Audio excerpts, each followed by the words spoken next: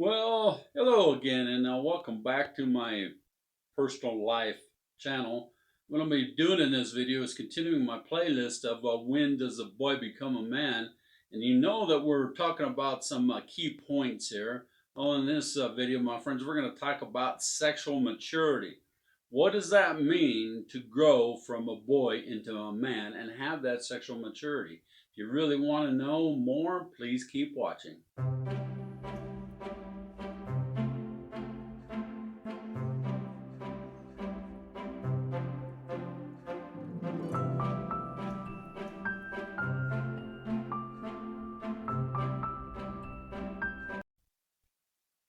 Well, what I like to do is I like to put the title on the screen in front of me, and it says sexual maturity.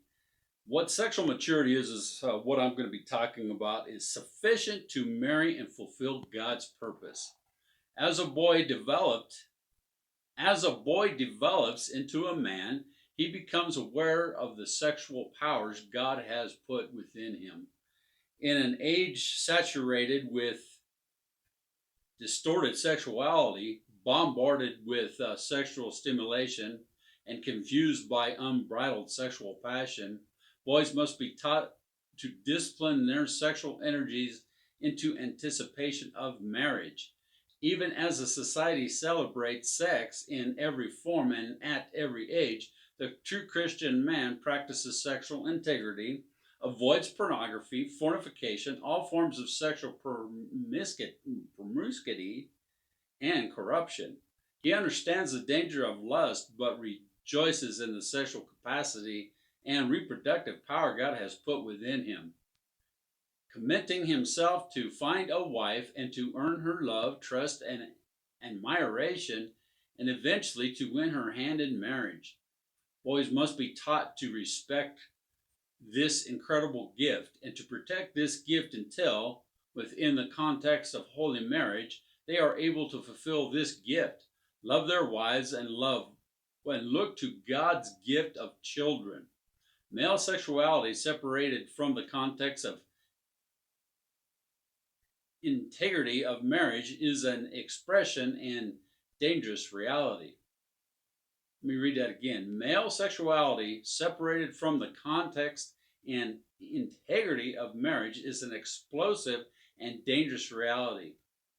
The boy must understand, even as he travels through the road of puberty and an awakening sexuality, that he is accountable to God for his stewardship of this great gift. So we are accountable for this.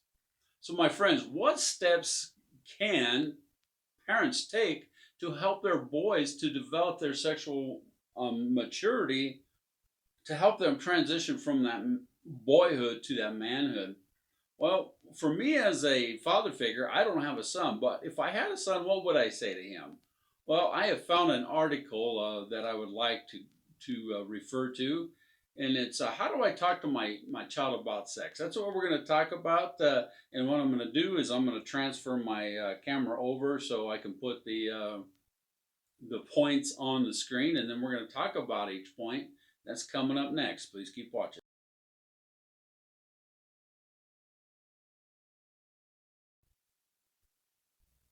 Well, my friends, as you can tell, I'm positioned a little bit differently. You're actually seeing a mountain and a lake painting on my wall there. Sometimes we got to enter into the wilderness of our life in order to get what we want. We have to sacrifice some things, and sometimes going to the wilderness is one of those things.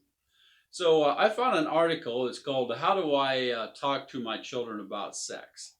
Okay, I want to talk to you a little bit about this first. Our parents should be teaching us about sex, about our sexuality, about what's right and wrong, about what the Bible teaches about our sexuality. But I'm going to be honest. I didn't learn this in my home growing up. I didn't learn this in my churches that I went to. I didn't have a father figure in my home growing up, and so the example that I had wasn't what I truly needed, if that makes sense. So it helps to have this personal life channel where I can learn to grow, but also I can teach people through my life lesson teachings. So what I'm going to do is I'm going to put my glasses on and I'm going to read this to you. And there's some points that we're going to talk about. And as we get going, I'm going to put the points on the screen next to me right here. But let's dive into this. This is an article by Sam Crabtree. He's a pastor out of Minneapolis, Minnesota. This article begins by saying, God has given our children sexual organs. They encounter these organs every day. As their organs develop, so should their understanding, with special acceleration at the onset of puberty. Wise parents serve their developing children by helping them grow in understanding of what God designed all their engineering for. So God designed how our bodies are engineered, how our bodies are made. Differences between maleness and femaleness are discerned very early by children, and wise parents help bring clarity to their children's understanding of those myriad differences and God's purpose for them. And you can learn about that in Proverbs 16:4. Let's see what that says. It says here, the Lord works out everything to its proper end, even the wicked for the day of disaster. That's what Proverbs 16:4 says. And it goes on to say, maleness and femaleness are divine ideas. Male and female, he created them. In Genesis 1:27, it says, it is God who invented all these body parts and their functions and pronounced them good. While it would be unhealthy for our homes to dwell too much on such topics, it would be unhealthy to ignore them, much less make them strictly off limits as topics of instruction. We're teaching our kids not just about sex, but about stewardship, about God's design, and about God Himself. Sex is not a dark and evil subject when stewarded properly. When God said it was not good for Adam to be alone, He implied good could be better. That's true. That's true. God is pleased to address sexual matters. God is pleased to address sexual matters in the scriptures. So we would be foolish to muzzle Him thinking we have better standards than He. he just puts a blank out there, don't he? Let's look at this point. Why parents? That's a question mark there. One of the roles of parents is teaching. God told His people, gather the people to me, that I may let them hear my word, so that they may learn to fear me all the days that they live on the earth, and that they may teach their children so. And that's found in Deuteronomy 4, verse 10. And Paul says to fathers, do not provoke your children to anger, but bring them up in the discipline and instruction of the Lord. And that's found in Ephesians 6:4. Generally speaking, parents really should be the ones who initiate conversations with their children about sex, because the children's health education teacher or kids on the playground might not share the same values, and it is values more than biological and anatomical diagrams that matter. So it's our values that matter more. Learning from parents can head off error and help address the shock some newly enlightening youngsters predictably respond with gross. For example, today, if you are a virgin, the world thinks there is something seriously wrong with you, something even immoral.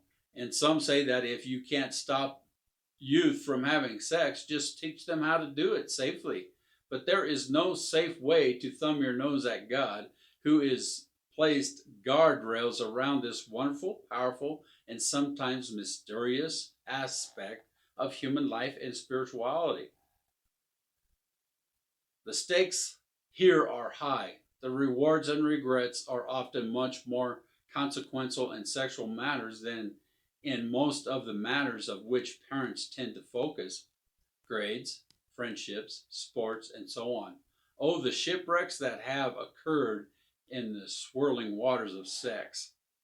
Then we go on and we see children are learning sex. Your children are already forming an understanding of sex, but what kind of input is shaping that understanding? Perhaps we're already behind the curve. I don't want my children to arrive one day at the place where they ask, "Why didn't my dad tell me about this? I wish my dad would have told me about this."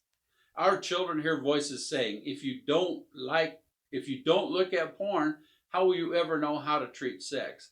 But if they do look at porn, they will be misled regarding how to steward their bodies, minds, and souls.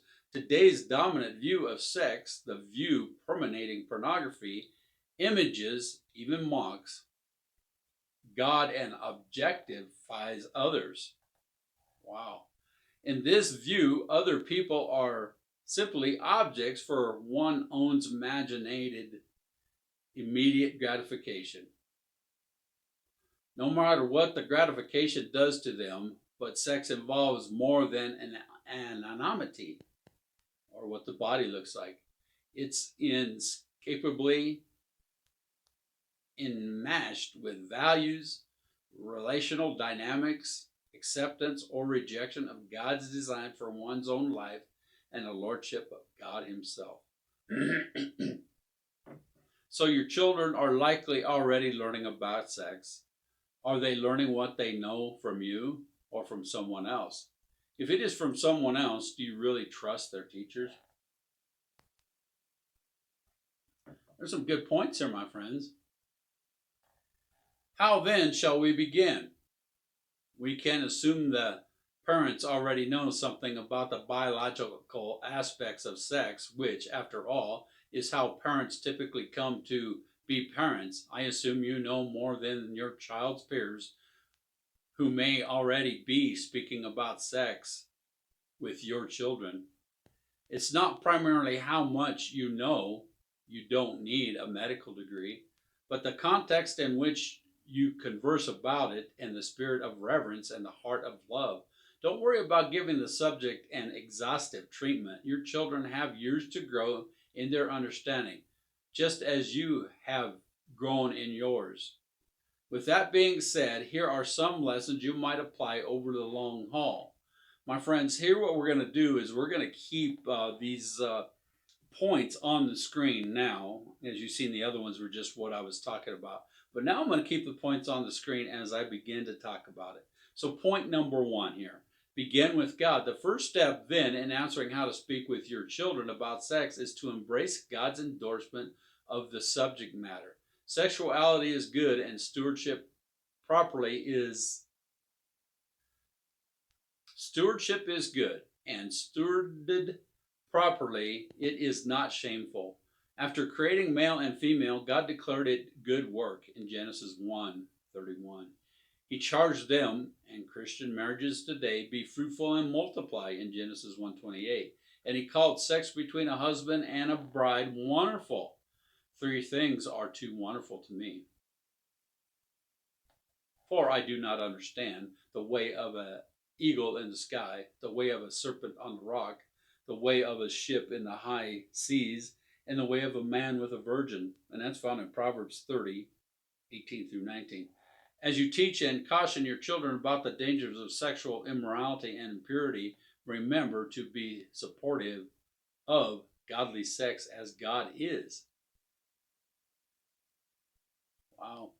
Second, take other important steps long before addressing this topic of sex.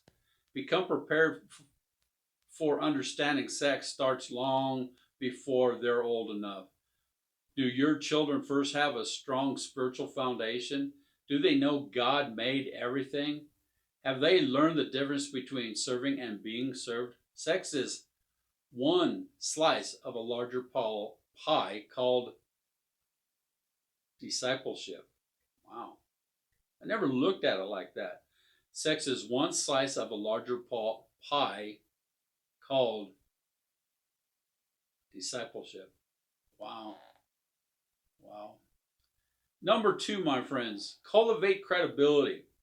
Wisdom keeps age appropriateness in mind, but if you're asking yourself, how long can I put this off? You're asking the wrong question. Establish loving credibility with your child. When I asked my now growing daughter, who today has her own children, about this subject, she reminded me that I took her as a preteen on dates, had her heart before broached the subject of sex when she was 11. I love you, and therefore I will be candid yet discreet about the important subject and every other subject, which was a years long preamble to speaking of sex. Never had that opportunity with my daughter to talk about sex until she was 29 years old. Sometimes life is hard, my friend. Sometimes we get to a point that we don't understand what we should be doing with our children. I'm so glad that God guided me down this life lesson channel to basically help myself grow and to teach other people to do the same thing at the same time. So let's look at number three. Beware of putting off the conversation. Third, be proactive. Shortly after being asked to write this article, I was working on a home project with two granddaughters, age 15 and 10. I told them I was invited to write an article on how to talk about sex with your kids and asked them what they thought I should say. They were There was no big gasp or long awkward silence. They jumped in as they would on any other subject. It seemed natural, not forced or artificial, as though we should get back to real life after talking about this embarrassing fake subject. They weren't embarrassed, but helpfully frank.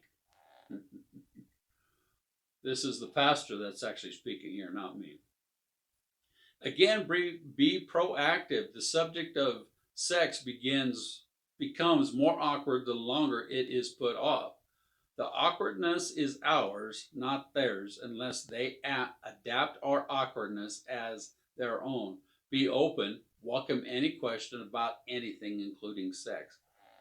Man, I like this, my friends. I'm learning more by doing these live teachings for my personal life channel than I did growing up or any time in my life.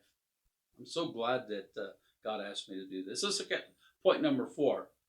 Seize teachable moments. In addition to scheduling a bigger conversation, seize upon smaller teachable moments with young children about body parts, modesty, privacy, strangers. Some call this the drip method. Many talk, many talks versus the talk. Consider, have you ever heard parents ask their parents if they have given their children the talk about driving, getting a job, pursuing holiness, or any other subject in the whole wide world? You seldom give your child the talk on any other subject. You don't give them the talk on nourishment, money, or nearly anything else. So why do it that way with sex? Why we don't need to make a bigger deal of it than it is. Hmm.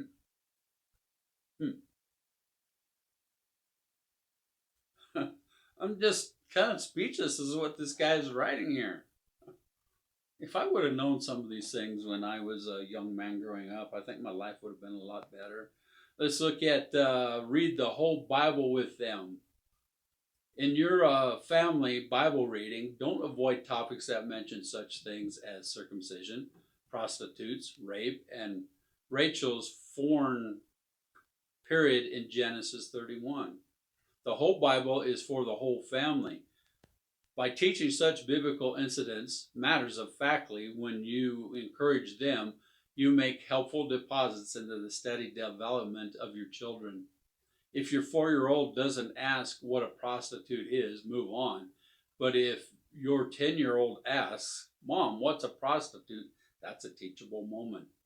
Explicitly teach biblical precepts such as do not commit adultery, don't marry an unbeliever, and so on, Moses goes into remarkable sexual detail in giving God's law to Israel, and then he says this: "You shall teach them diligently to your children, and shall talk to them when you sit in your house." And that's found in Deuteronomy 6:7. Yes, to the children. Teach the children Moses' precepts about sex. Wow. Then we go on here and we see part of sex discipleship. Have you ever thought about the heart of sex discipleship? Huh. Help your child see sex with the context of broader principles. For example, the Ecclesiastics principle.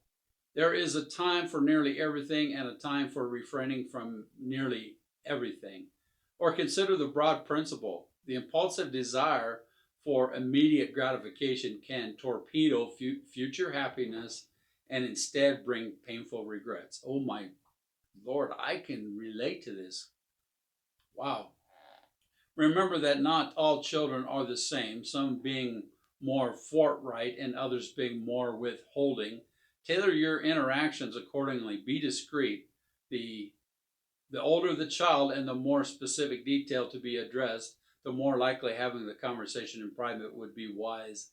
Let them know that if they have questions later, they can always come to you. In instructing your children, keep in mind that the most significant sex organ is the heart, and the second most significant is the brain. Wow. Now, I'm going to say that again. The most significant sex organ is the heart, and the second most significant is the brain. Why is that, my friends? Because if you give your heart too early, because you're giving your body, because your brain wants you to, and your heart gets hurt, it's going to scar your life for the rest of your life, trust me. And then it says here, employ all your resources. What is sex for? Sex isn't just about an act, it's about God's ways. His ways of making babies, of populating earth and heaven. No one is born again who isn't firstborn. Of providing for intimacy in marriage or displaying the complexity of his creative design. Along the way, command your developing children for evidences of manliness or ladylike grace in context not primarily about sexual intimacy. A son carries heavy boxes for his mom, a daughter interacts politely with adults, and children demonstrate self-control in any area of life. Ponder the wealthy and resources in your congregation. Ponder the wealth of resources in your congregation. Specifically, talk to parents who have conversed with their own children about sex and ask them how they went about it. Do they take their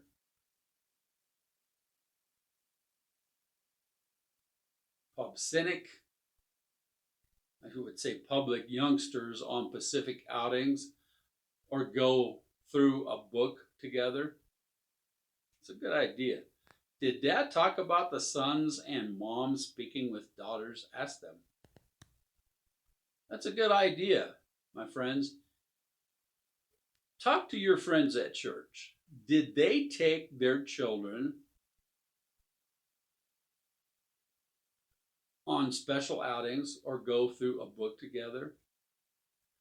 Did dads talk to the sons and moms speak to their daughters? Ask them.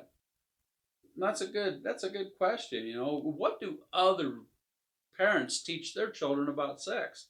Maybe that's a good topic to ask. So it goes here and it says, pray, asking God to guard the hearts and minds of your children, and then take heart. It's always the right time to grow in stewardship of God's gifts and to speak with your children about them.